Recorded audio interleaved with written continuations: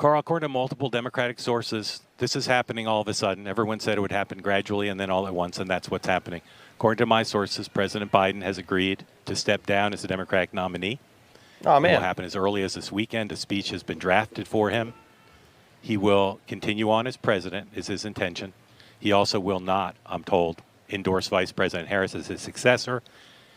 They're hoping that he will endorse an open process in which the convention will be open to Vice President Harris and a few other candidates in Chicago to pick the Democratic nominee for president. The belief is that Vice President Harris is already looking at potential running mates to go to Chicago with a full ticket, including one possibility, Andy Beshear, the governor of Kentucky, and perhaps the governor of Pennsylvania, Governor Shapiro. Other possible candidates who are being talked about include Gavin Newsom, the governor of California, perhaps Gretchen Whitmer, and again, the vice president running. On the first ballot, the regular delegates would be allowed to vote under this agreement that's being talked about amongst the president and high-level Democratic officials. The regular delegates would vote on the first ballot. If there is no winner on the first ballot, the so-called super delegates would be allowed to vote on the subsequent ballot. This decision was reached, I'm told, all of a sudden because of the high-level pressure from Nancy Pelosi, Barack Obama, and others, and as well as the decision of many of President Biden's top aides that there was no path forward for him, that he would not be able to win this election, win the general election. And therefore, he's stepping aside again as early as this weekend. So, boy, oh boy, oh boy, oh boy, oh boy, I got to tell you guys, we're at the beginning stages of probably the most entertaining period of Democrat Party infighting that we will ever witness in our lifetimes. And no, that is not an exaggeration, because it seems as if Democrats are determined to throw Joe Biden and Kamala Harris as well, too, out of the White House, okay? They want a whole new ticket, according to people like AOC, Roland Martin, who are panicking, right? They're on the, hey, let's keep Biden train, because they not only want to get rid of Joe Biden, but they also want to get rid of Kamala Harris as well, too, okay? And again, the news, the word on the street is that it is imminent, right? It is imminent that Joe Biden is going to drop out. He could drop out as early as this weekend. However, the Biden campaign is pushing back on that, right? They're pushing back on it. Joining us now, chair of the Biden-Harris campaign, Jen O'Malley Dillon. Jen, thank you for being on. So what is the plan? Is Joe Biden still in the race? Does he plan to stay in the race? And if so, what's the plan? Thanks so much for having me, Mika. And look, absolutely the president's in this race. You've heard him say that time and time again. And I think we saw on display last night exactly why, because Donald Trump is not going to offer anything new to the American people. He's the same person he was in 2020. He's the same person he was at the debate stage. He's the same person he is that is about himself and not about the American people. And Joe Biden is more committed than ever to beat Donald Trump. And we believe on this campaign, we are built for the close election that we are in, and we see the path forward. The president is the leader of our campaign and of the country, and he is clearly, in our impression and what we've built and in our engagement with voters, he is the best person to take on Donald Trump and prosecute that case and present his vision versus what we saw last. Yeah, so you've seen that, you heard that. Okay, the key word to focus on here is plan, right? Everybody's wondering, what is the plan? As you guys saw at the beginning of the video, apparently the plan, allegedly, again, the Biden administration is denying this, which is to have an open convention, right? Biden's going to drop out, and then he's not going to endorse Kamala Harris, which, again, is a fascinating set of events because, again, Kamala Harris is the vice president, but he's not openly endorsing her. They're going to have an open convention where they're going to undemocratically elect whoever's going to be the nominee. Now, again, they're not going to have a primary, right? It's going to be done at the convention, a contested convention. Now, AOC is melting down over this. She's panicking because, again, she's Team Biden, right? And one of the reasons why she's Team Biden is because she doesn't believe that Democrats have a real plan to replace Joe Biden, a plan that's not going to end up in a disaster for the Democrats. And I want to react to AOC talking about this because she's so panicked that she put out an hour-long video ranting last night on Instagram live about this, right? About the Democrats staging a coup against Joe Biden and Kamala Harris. So without further ado, let's get into it. I think people understand what it takes in terms of running a presidential campaign. And I'm going to say what a lot of these folks aren't saying. I'm just going to say it. if you think that there is consensus among the people who want Joe Biden to leave, that they will support Kamala, Vice President Harris, you would be mistaken. And I'm going to say that because if they're going to come out and say all their little things on background off the record, but they're not going to be fully honest, I'm going to be honest for them. I'm in these rooms. I see what they say in conversations. A lot of them are not just interested in removing the president. They are interested in removing the whole ticket. Am I here to guarantee that that is what is going to happen, or that is what will happen? I can't tell you that, because as we all know, politics is insane. Anyone who tells you 100% what's going to happen is lying to you or engaged in an enormous amount of hubris. I'm not here to tell you that if Joe Biden is the nominee, he's definitely going to win. But because I don't think if anybody is the nominee, we're definitely going to win. Okay? And I understand where we want to talk about hedging bets, but I do want you to know what gets uncorked. Because if you think that's going to be an easy transition, I'm here to tell you that a huge amount of the donor class and a huge amount of these elites and a huge amount of these folks in these rooms that I see that are pushing for President Biden to not be the nominee also are not interested in seeing the vice president being the nominee. But are you interested? Right? That's what I want to know.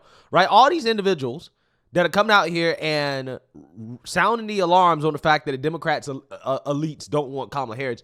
Notice none of these individuals, whether it be Roland Martin or AOC, they're not openly endorsing Kamala Harris either, right? Which again, tells you everything you need to know about Kamala Harris. But again, I'm going to react to everything that AOC is saying. I just want her to get through it so you guys can understand exactly what she's saying here, because she is putting out some tea that I've already basically told you guys that this was what was happening, okay? But, you know, I just use common sense, okay? But she's in Congress, okay? So I want you guys to pay attention to what she's saying here, because she's essentially saying that Democrats are headed towards a doomsday scenario, in which I gotta say, I kind of agree with AOC in the sense that there are no good options for the Democrats right now. And what they are doing is actually going to be the best case scenario for Trump in the GOP. Will they win out on that? I don't know. But I am here to tell you, do not take that for granted. Do not take that outcome for granted. It may make sense to you. It may be sorry guys, I don't know why this keeps happening. It may make sense to you. It may be the logical thing, but I'm here to tell you that that is not a sure thing. And so what is the other it is still a possibility, right? Let's look at our open possibilities, right? And by the way, President Biden and Vice President Harris have been campaigning their behinds off, and there is a war chest of at least $100 million prepared for the general election. If there is a new Democratic nominee, that money cannot be transferred, okay? I'm just like telling you what I know, all right? It can be transferred from a top of the ticket to number 2 on the ticket. It cannot be transferred to someone else, all right? From what I have known. I can also tell you that I have stood up in rooms with all of these people, and I have said, game out your actual plan for me. Game it out. Have you looked in, like, what are the risks of this going to the Supreme Court? Like, what are these things, right? And I'm not here to, like, assert any major thing. If y'all want to come with the receipts in the comments, that's fine. But what I can tell you is that I have stood up in rooms of folks making these decisions, and I have raised these questions, and no one had an answer for me. Maybe they have an answer now. I don't know. No one's gotten back to me. But hello? Like, nobody responded. Nobody has responded to me. And I'm not talking about some pundit with a column in a newspaper saying theoretically it's possible. I'm talking about the lawyers. I'm talking about the legislatures. I'm not talking about here's how an open convention would go down. I'm talking about people whose job it is to look at the letter of the law and the letter of many different states' state laws and take a look at this, okay? So while I understand the case that some folks may be making from a theoretical perspective and from even maybe, I don't know, a polling perspective, I'm here to also, like, as a person who is responsible for executing decisions and not just opining on them, I can tell you that I have not seen, I don't know why the fireworks keep going off. I have not seen the plan. Okay. All right. So that's enough of AOC because she's taking forever to get to the point. Okay. This is the points that AOC was making. Okay. I watched the whole hour video so that you guys didn't have to watch it. Okay. So, but basically her argument is this, is that one, the resources that Democrats have for Joe Biden and Kamala Harris can't be transferred over to anybody else. Two, if they switch out Joe Biden for somebody else that's not Kamala, then that will be challenged on the ballots in some of these swing states by Republicans. Okay, Republicans already come out and said, well, if you guys pull out Joe Biden, we're going to challenge it, right? We're going to make sure that Biden's name stays on the ballots, which again would be a huge problem for the Democrats in some of these swing states, right? So AOC is saying, listen, she has not heard any answers from Democrat leaderships in regards to how they're going to overcome the main challenges associated with switching out Joe Biden and Kamala Harris and having an open convention.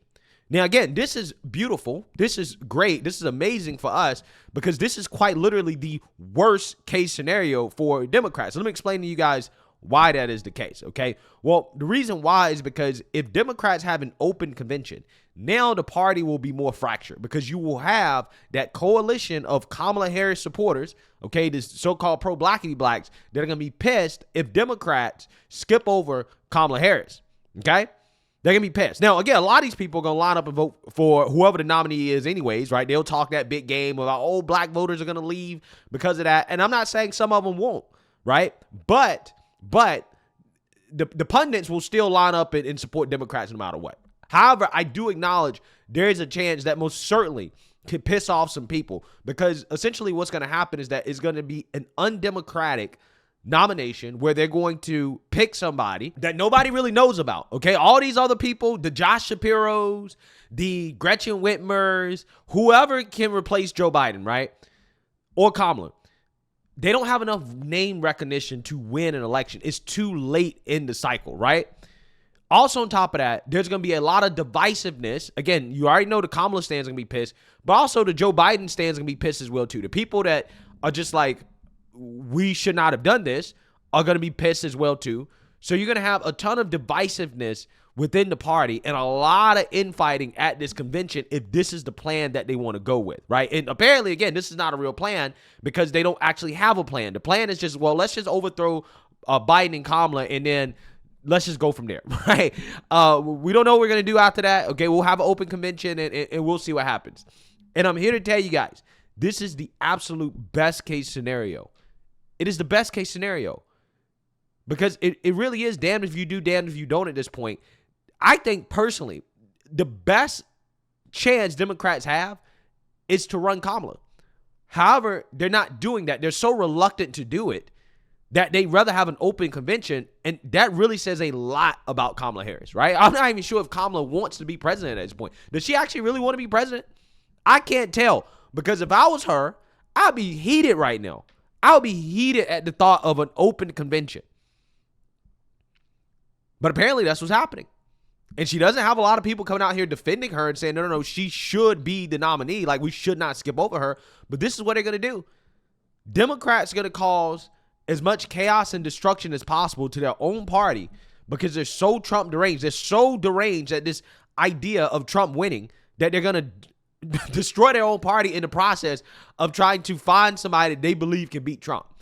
When there is nobody in the Democrat Party right now that can beat Trump. That is the reality. That's the reality. Because again, if you put up one of these governors that nobody knows, even if it's Gavin Newsom, it's not going to be enough. People have to build trust. That's what the primary process was for. Democrats decided, we're not really going to do a real one, right? So now you throw out this random person, you say, hey, vote blue no matter who, right? We overthrew Joe Biden to save democracy, staged a coup against the president to save democracy, which, by the way, again, I'm not sure why anybody is not talking about how ironic that is, right? The party of democracy is straight up overthrowing democracy within their own party again. They're showing you, hey, yeah, we don't like how democracy is going to work out for us. We will overthrow it. That's what they're doing right now. And it's so hilarious because, again, you got people like AOC full-blown panic. She's already panicking. She already can see the writing on the wall that this is going to end up being a disaster. And she's right. It is going to be a disaster. 100% it's going to be a disaster. It's going to be a disaster if they keep Joe Biden. It's going to be a disaster if they switch to Kamala Harris. It's going to be a disaster if they dump Biden and Kamala and switch to somebody else. It's just going to be a disaster regardless. And I am here for it. I am 100% here for it. And the crazy part is that they don't even realize that the core problem that they're trying to escape, which is the performance of the Biden administration, you're not going to be able to escape that running some random governor just for him to come out here and say, well, everything that Biden and Kamala did was good, right? Again, that's the whole point of them getting rid of Biden and Kamala, is because they don't want to be associated with the stigma of that administration. But at the same time, they're trying to tell you that everything this administration has done has been so good and Biden has been a historically great president. Well, why are you running somebody else outside of Kamala if you really believe that? If they come out here and they start spouting these same talking points about how the Biden administration was so great, some random governor, then they're basically saying, well, yeah, I'm going to run the country the same way they was running the country. At that point, what's the difference? Because again, people are rejecting Joe Biden not because he is mentally declining, but because his policies have been terrible. The results have been terrible. That's the main reason for the rejection. So if you come out here and you run some governor, right, and they're coming out here saying the same thing, that they support all the things that Biden did, what are you really getting? What is changing? Nothing's changing. But again, this is how stupid they believe voters are. They believe they can switch out Biden and Kamala, put a new face in, and sell you the same bullshit, and you're going to vote for it because, oh, well, we got a new face. It's hilarious. It really is. I personally think Democrats are on a one-way trip to handing Trump a Reagan-style 1984 landslide victory. And this move right here would lead exactly to that scenario. AOC knows it. Anybody paying attention knows it. And it is fascinating. It is fascinating and hilarious to watch the Democrats implode on themselves. So let me know what you guys think. Make sure you like, comment, and subscribe. Most importantly, share a Black conservative perspective. Peace.